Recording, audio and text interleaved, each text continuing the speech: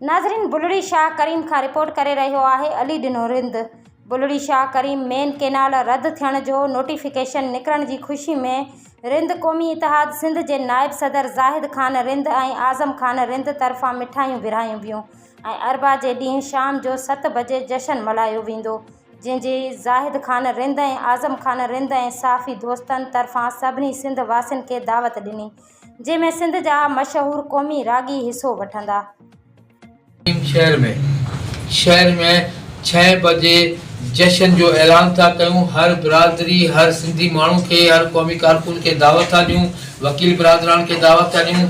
शाह करीम जे साफ़ी बिरादरी तरफ़ां, क़ौमी कारकुननि तरफ़ां ऐं सिंध जे शऊर तरफ़ां सभिनि खे दावत आहे। सुभाणे शाम 7 बजे शाह करीम बुलड़ी में जश्न मल्हायो वेंदो।